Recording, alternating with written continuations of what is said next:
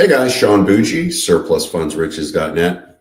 I'm going to be taking questions as we go. Please use the chat section. Please do not use the Q&A. I know it's a Q&A webinar. Everybody wants to use the Q&A section, but please don't do that. Use the chat section if you would for any and all questions. A couple of big announcements we're going to be going over here pretty soon. Also, there is a download. Now, if you're watching this on the replay on YouTube, you're not going to be able to see a file download. You can get that download by going to surplusfundsriches.net, clicking on products, and halfway down the page or so, there's going to be a download that's going to have an overview of all the programs. It's called the Insider's Guide. Also, if you're doing this, if you're seeing this on the Webinar Jam, which is the live, we're seeing this live, or if you came in to watch the replay using the link you had, there should still be a file download that you can use. So you can download that and get an overview of all the programs. The two big announcements are, first and foremost, starting June 3rd, we're going to have the next sale starting at 10 a.m. Eastern. Guys, we're going to let that run a little different. We used to just run it 1 or 2 days a month. Now we're just going to open it up, see how it goes, and we'll just keep an eye on it. What we're doing is we're looking at the number of people we bring on board. Since we give a partnership option, we're looking at the number of people. Sorry, I got to adjust something here. Excuse me. Looking at the number of people that we're bringing on board, and we'll just moderate that and pull it down whenever we want. That also gives us the option, of course, to look at our pricing on an ongoing basis. So there will be disclaimers on the site that the price you see that day is the price you see that day. I'm not saying we're making any moves anytime soon, but it gives us the option to do that. We are looking at it. And then the other big announcement, besides the fact that the webinars have been doing really well, and I appreciate you guys coming, is we've got a secondary central attorney. So we've got 2 ways to go at these guys. And another little announcement that I didn't mention before is Jeff is my right-hand man, my business partner pretty much. And he is probably going to start making some appearances on these live webinars. Right now, he's a moderator in the background, but we used to do that together right from the office all the time. And we're talking about doing that again. So that's probably going to start up again. He's certainly better looking than I am, so I'll give you something better to look at. If somebody could do me a favor and use the chat section and just let me know you can hear and see me okay, that would be great. Let's see. Down. And chat is enabled, so let's go there. Again, any and all questions, guys. Now, one of the things I want to say, we have support built into the programs, and it's email-based, ticket-based email system through Jeff, and you open up a ticket, and that's how he responds. That way we can keep track of all of the support tickets coming in. We know when we've responded, how we've responded. We have a record of all of that. Thank you for Rochelle and Carol and Roderick and Hasha saying you can hear and see me okay. By doing that, we can get back with you. We tell you, please don't try to use social media like Facebook or YouTube to ask questions. You can come to the webinars, of course, but those are only twice a month. So if you purchase our program, use support as outlined in your ebook, and we'll get right back with you. Please don't wait. Wait for these to actually respond. You can always ask a support question as long as you're one of our members, right? Any and all questions are good. Atley says they can hear and see me okay. And we're excited, guys. One of the things that I think I'm most excited about is the number of people that have come on board that have been with us a long time. Obviously, that's a reflection of checks being sent out. That's a big part of it. But they've been with us a long time. So we've got a really good crew, and that's why we've been growing at a really moderated rate. Did some changes to the staff recently, and we're upgrading some tech and some other things. So I feel like now's the time when we can take on more people. And we are excited about that. I also posted a deals board recently. I'm sure a lot of you guys saw that. You really pay attention to those. And on there is everything that was currently under contract at that point. We still have a few more on top of that are coming up. But very excited. Another couple of announcements, guys. Ask any and all questions. We've got to have interaction. Another thing I'm excited about is we had one of our largest retrievals of all time recently. It was a national surplus fund submission, 380,000. Young lady that got the commission, it's 8% on 380. It's over, well, it's 380 and some change. So it was just over $30,000 to this young lady. So that's a really big deal. And I'm excited for her. And she should be sending a testimonial in very soon. Those of you guys who have been with us know that people send us testimonials when they've been successful either on their own. And you go to the website, surplusfundsriches.net, click on testimonials and see them, either if they've been successful on their own or successful working with us as a kind of a researcher partner. Let's see where we're at. I am also excited about the second central attorney we're working with. Has a whole different network of frontline attorneys. So we can fill in a little more gaps that we were running into before, where we were having to ask the attorney in a state that we're working to go further up, and they may not have known that court as well. And now we've got people that really know the courts. Carol, thank you, Carol, for jumping in. Guys, I really appreciate any interaction. I am looking at a panning case. Those of you guys who don't know what that is panning for hidden surplus funds that's available in the Diamond Bundle. It's going after mortgage overages where you can't get a list in those states because the states are allowing the foreclosing attorney to not only foreclose, but disperse the surplus funds. So we have to go straight through the foreclosing attorney, and there is no list available. So we teach you guys how to accurately come up with a good estimate on what that is. And there's a lot of tricks and tips with that. But anyway, that's a great program to use. There's a little more work on creating your own list, obviously, right? But the conversion rate's really great. And the other thing I like about that is it's actually overtaken our national surplus. They were neck and neck, but it's just a little bit better right now than national as far as money's coming in. It's just a great program, guys. So I'm looking at a panning case that has a judgment from a credit card company from about 10 years ago. Is it still alive and should be listed as a judgment against the excess funds? Carol, you're going to have to check. Depends on the state. Okay. Most judgments will say when they expire. So if you can actually see a judgment, that's amazing. A lot of states, you can't see judgments. That's why we set the minimums where we do, because first thing we do when we get under contract is send our attorney. They double check title, and they also double check stuff we can't, like IRS tax liens and judgments in most states. So look at it.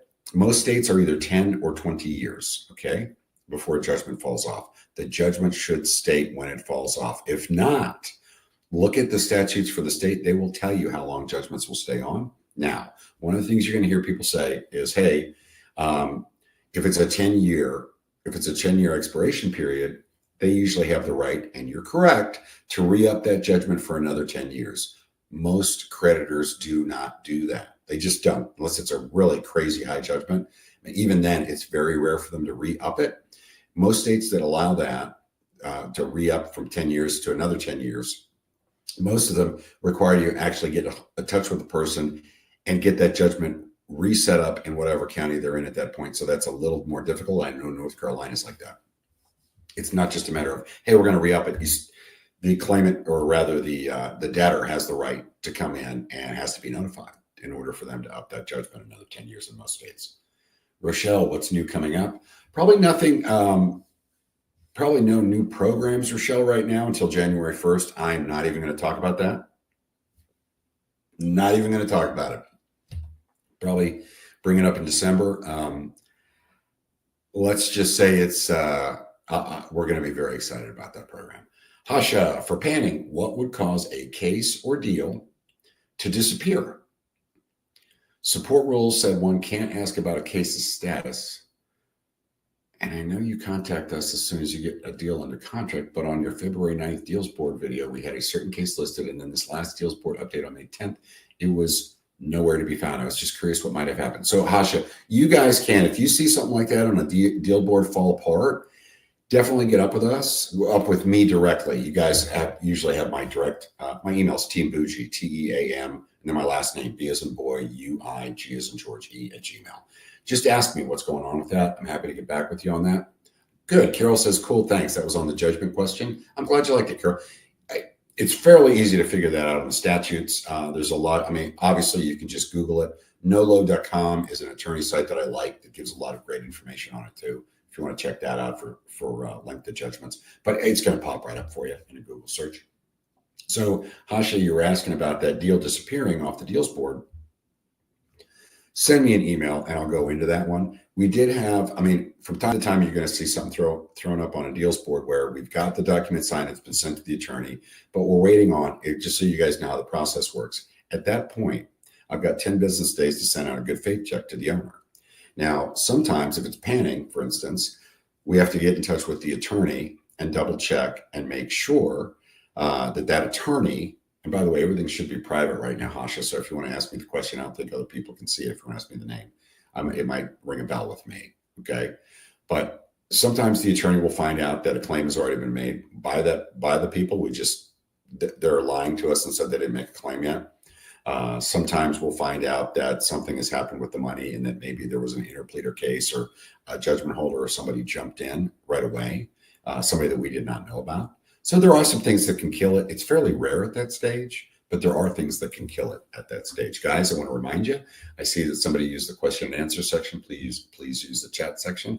I'll just answer this one from Sebastian. Are former homeowners in Texas and Georgia allowed to claim the surplus and then redeem their property back using some of these funds? Sebastian, I'm not laughing at you. This is something that happened to us recently. So in most states, just so everybody understands this, once it is foreclosed, tax primarily, but in order for them to redeem it, if there's a post-sale redemption period where they're allowed to come up with the money, go, oops, I wasn't notified. I didn't know anything about this. Oh my gosh, whatever, you were notified. But if they're allowed to do that, some states give them, Tennessee, I think it could be up to a year. Texas depends on what kind of the status was, if it was a homestead or whatever, it can give you a pretty good bit of time too. But in most cases, they have to pay back the high bidder. So in most cases, they're not able to do that. The reason that I got a chuckle out of that is not because I'm happy. I got a chuckle out of that because in Tennessee, they don't have to pay back the high bidder. They have to just pay back. That's such a good question, Sebastian. You have no idea. They don't have to pay back the high bidder. They have to pay the taxes off and whatever additional fees that were accrued. And that's it during that redemption period after the sale. They're allowed to, literally, the sale happened, but they're still allowed to come up with the money for whatever. Sometimes it's a matter of days. Sometimes it's months, sometimes it's a full year. In this case, the people got our good faith money and used it. I've never seen this happen before. Used it to pay off the taxes. And redeem the property. So now we've got a demand letter out for them. And of course, we're having an attorney is going to have a judgment placed on them. And we're going to move forward from that. I've never seen that before. So in those redemption states, we're going to be very careful and have a secondary agreement signed where they're not allowed to do that. Pretty shady stuff, I think you'll agree. All right, let's go back to chat. And Sebastian, please use chat, not Q&A in the future. Let's see. Rita, hey, Sean, when calling people using the script, what pointers can you give to assure the person I'm not trying to scam them? The main one, Rita, if you notice from your script, is you're telling them exactly what created the money and what happened, okay? Now, if you're doing this on your own, okay, and you're calling them, we really recommend you do it the way we teach it, which is always use an attorney and use a structured buyout. So the structured buyout is how we get past any kind of, well, I don't think this is real or whatever. Okay. Worst case, you're going to get 10% of this up front as good faith money. You want to take the risk? You'll get that within 10 business days after you sign. And that gets them right past it. That's another reason why we use that. That helps us greatly with the confidence level from the people because we're giving them good faith money. If you're using the Premier 16 program, that is built in too, where you can tell them where the money is, and then you can let them know you're affiliated with a group. I'm paraphrasing. The script tells you how to do it. And that's the group will be us that will actually offer them X amount of dollars up front as good faith money and move forward on that. But it's not so much the script. It's a couple things you need to realize. The biggest thing we run into is people aren't willing to walk away. This is something I learned from real estate. Jeff learned this too. You give them the offer. If they're not going to take it, you say, great, look, I appreciate your time. I understand where you're coming from. I'm going to send you a follow-up letter that's got my contact information. If you change your mind, I certainly hope you have a great day. Because part of the script is going to tell them, hey, as far as from us, when we do it, our script is telling them, hey, we've been doing this for over 20 years.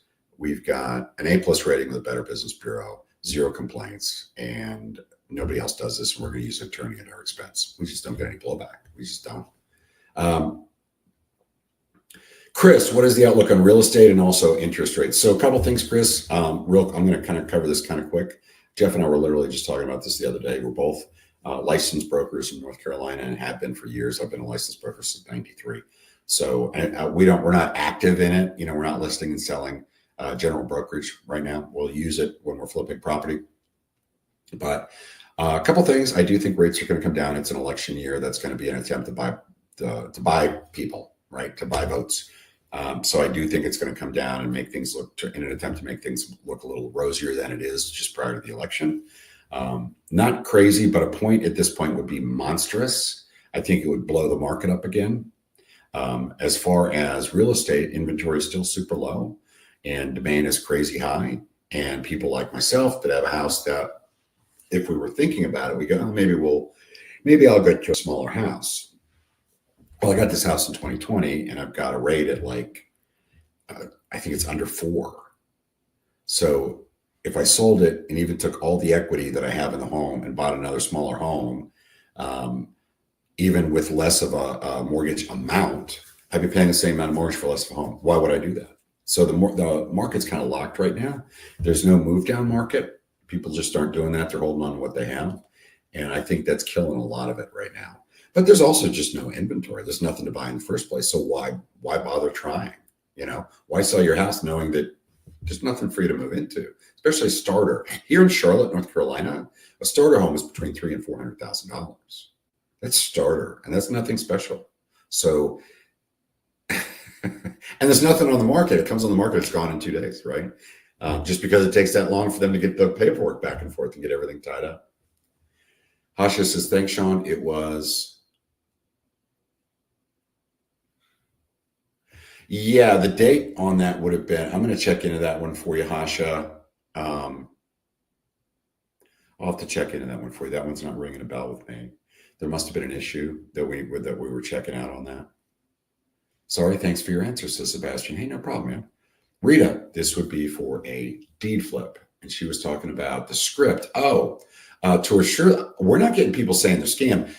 There is a lot more competition in flipping property just because there's a lot of sharks out there trying to reach people. Most of them aren't going after but you're still getting pre-foreclosure, but you're still getting some of that. And as far as assurances, the way we do it, because we pay low enough, we dumpster dive. We go after the stuff. Maybe it's a house on a lot that's falling apart into the dirt, literally, where we know, okay, even in its current shape as a lot, it's worth $50,000 and there's $10,000 in taxes, and I'll tell the owner, you've already admitted it's a piece of junk. I'm going to be lucky to get 50. I was around during 2001. Okay. I was around, 9/11. I was around through all that stuff. I was around 2008. I know what happens when something does happen in the market. I don't think anything's happening in the market right now, guys. I'm just saying, I know what happens. You're trying to catch falling knives as far as value. So having said that, I may be able to get 50. I don't know that particular market as well as I should. Most markets I don't. So I don't know if I'm going to have to actually pay to get the house torn down. So if I pay $10,000 off in taxes to stop the foreclosure in a deed flip, and I pay right now 20 probably to tear down a structure, 20 grand, that's 30 in already. The max I'm going to give this guy is another $5,000-$10,000 for what is basically a lot that I'm going to have to clean up. And when I explain it to them, they're like, I get it. But the main thing is it's a cash offer. I'm going to do this. I've got to get the deed from you because I'm not going to pay off the foreclosing debt. Usually it's tax. I'm not going to pay off the taxes on this property to stop the foreclosure if I don't own it. I'm not going to pay it off for you, right? I'm very honest with people. I'm not paying off your taxes for you. Once I get I'm going to send you a quitclaim deed. I'm going to record that. Once I know that's recorded and the court's accepted it as fine, at that point, I'm going to pay off the taxes. So now I've got at least 2 days, mobile notary sending it to me, overnighting it, via overnight. And then I overnight it to the county to record the quitclaim deed. I see it the next day. It's probably 3 days actually at this point that it's been recorded and everything's cool. At that point, I immediately get up to court. Most courts are taking either checks, electronic checks, ACH debit type stuff, or they'll take even credit cards in some instances. So I'll then pay that off. And at that point, once I see that the payment's gone through and I not only do I own the property, but I have stopped the foreclosure, right? There's not some weird hiccup. Now I'm going to send whatever I agreed to the owner, and I'm going to immediately put it on the market. And because I buy stuff as is, where is, and resell it, I'm as is, where is to investors. I don't fix and flip. I just flip the thing. I'm going to immediately put it on the market, and it's going to be a cash only situation. And I typically can close in a matter of 2 weeks. That's pretty frequent. Now, if they're living in the property, I'll give them some money of whatever I agreed to up front. I'll give them the rest, and it's going to be a huge carrot. When they get out, I'm going to give a deadline to get out, and for every day late, depending on the property, it's $1,000 to $2,000 a day. It's the only way to get them out. They were not afraid of the county. They're not afraid of me. And you have to have the carrot, and you also have to have, something in the back that they're going to lose if they can't get out on time. Now, frequently, I have to give them an extra couple of days. Typically, they'll spend that upfront money instead of using it to get a truck and move their stuff out. They'll spend it on whatever they got going on at that time. And then when they move out, they're going to, oh my gosh, and I set more money aside, not in addition to what I was going to pay them, but I will pay them a portion of the back end money in order to get a truck and get them out of there. At that point, what I tell them is, listen, I'm going to give you an extra $3,000 to get your stuff out. If you're still late, if you're telling me you're going to be out in 2 more days, if you're not out in 2 more days, it is going to be cheaper for me to hire an attorney to get you out. You got to be tough, guys. I know how this sounds, but you got to be tough or they'll run over you. If you're not out, it's going to be cheaper for me to have an attorney evict you than to pay the rest of the money. And I'm going to go ahead and start hitting you on what I should have on the per day. So I really need you to do this. And they'll get out. They'll get out at that point. I've never had an issue with people in that before. Is there any way to check the status of a case I submitted about 3 months ago? Ruth, we let you know the second we get one under contract. I'm hoping that you submitted quite a few. People, a lot of things can happen. People can die. They might have made a claim themselves, rare, but they do. Someone else might have contacted them prior to us. They may be unreachable right now because they're off the grid. Happens quite frequently when somebody loses their house. And it'll take us a second check on them in a month or 2 or even 3 to actually find where a credit header pops up. They've opened up a new bank account, and now we've got a new address and phone number to go by. People are not like, well, I can't speak for you, but they're not like you and me in most cases in this. And what I mean by that is a lot of people throw away their phone numbers like it's nothing. I mean, honest to God, I've never seen anything like it. I've had my same phone number since 1991, my same cell phone number. So I don't understand how people do that. I don't get it. And I don't understand why, I mean, I get that they'll lose the phone because, they weren't paying the bill. But some people don't care about keeping their original number. So Ruth, we will let you know when we get it under contract. Obviously, guys, you got to keep your pipeline full. I've had people, and I don't know that you're like this, Ruth. I'm not saying you are, but I've had people submit one file and then just bug me every single month. Well, like I said, depending on the state, it could be as high as a 10 to 15% deceased rate. People are losing their homes for a reason, guys. Sometimes you're in a state like Arizona or Texas or Florida, where it's a heavy retirement state. There's a good chance that people died. That's another reason why we tell you to always look at when the deed was taken first from the last owner, when they first got the property, because that'll give you an idea. Let's say they bought it at 30. They were 30 years old. It was 1980. How old are they now right now? They're 73 years old, right? There's a chance they're dead. I'm not saying throw that away. I'm just saying understand that going in, right?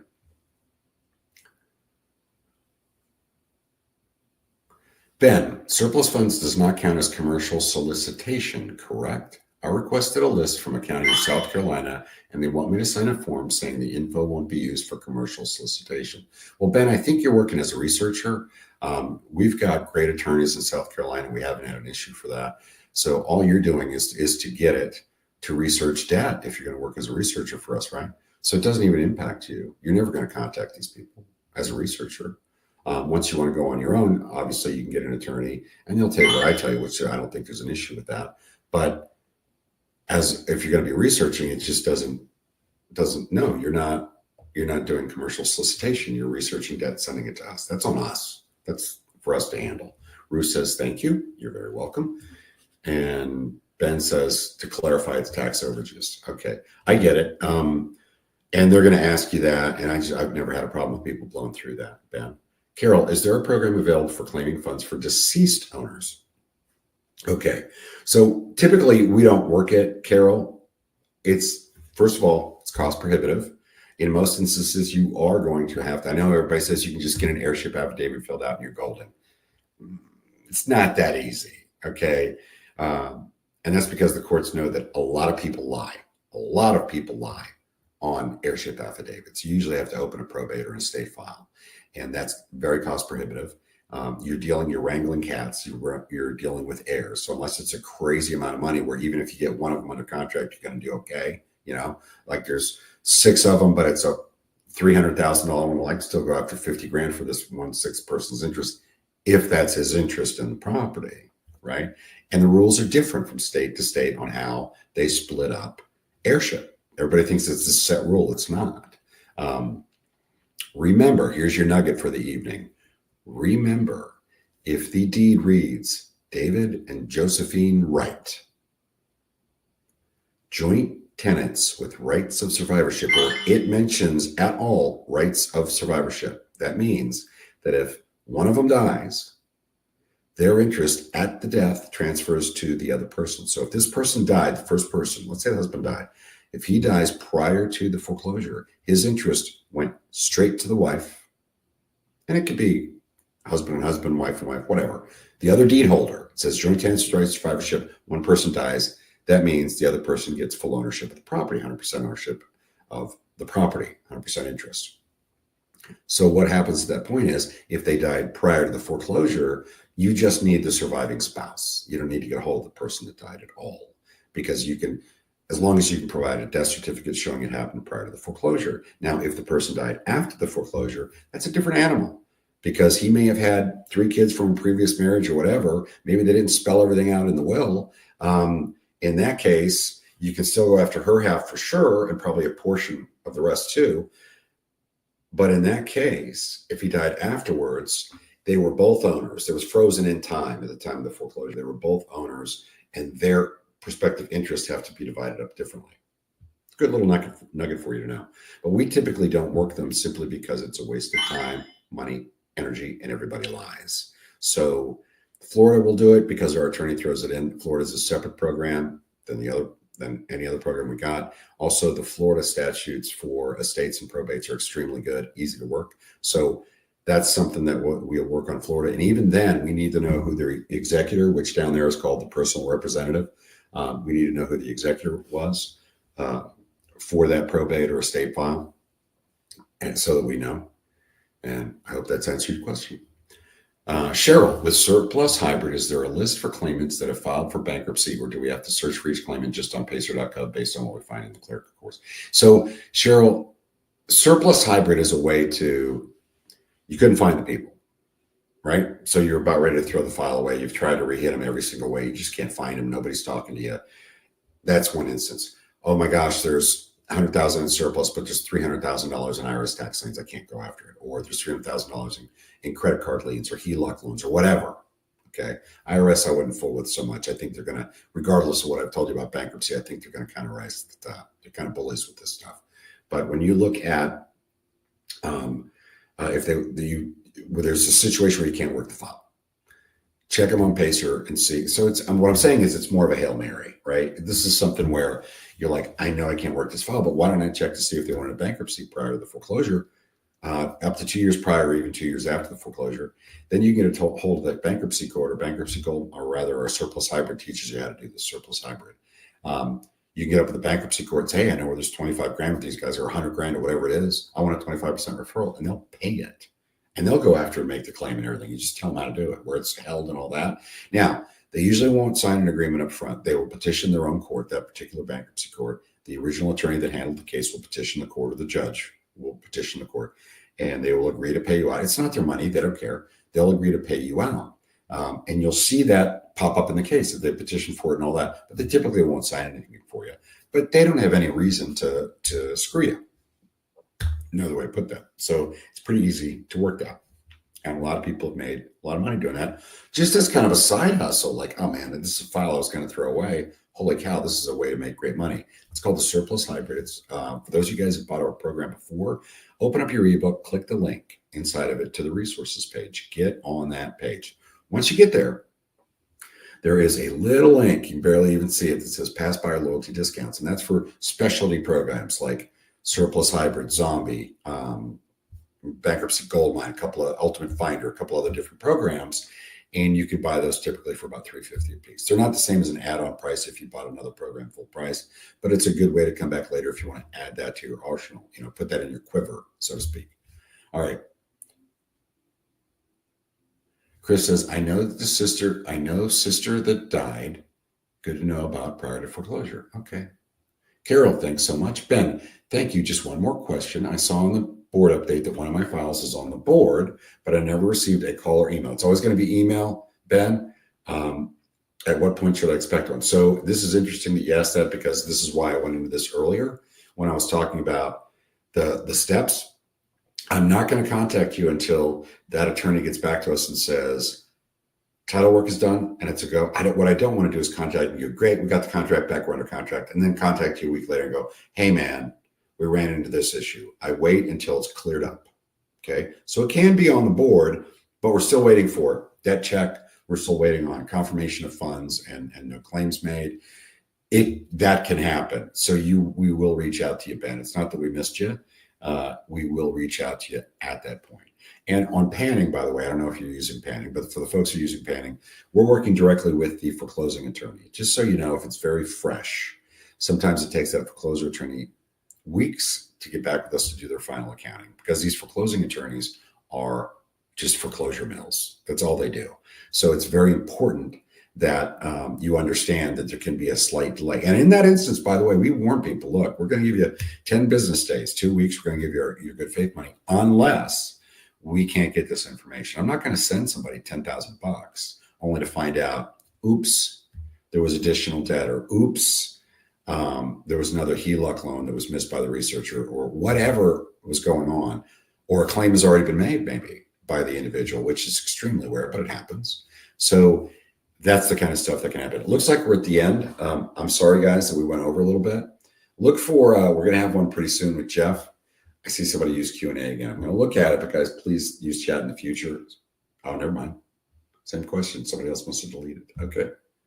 Anyway, really looking forward. For those of you guys that haven't come on board, surplusfundsriches.net. $597 gets you the National Surplus Funds Program. We have different bundles and types of programs, flipping and surplus. Goes all the way up to $2,500 for our basically kitchen sink. It's the Diamond. I think it's Diamond 2.0 version. And we'd like to see there. The next time we'll open up offerings where you can actually come on board and buy a program with us. You don't have to show up at this time, right? This is just when it starts. It's 10 a.m. Eastern time on June the 3rd. And it'll go until we decide we want to stop for a while and make sure that we're good and can take care of the people that come on board.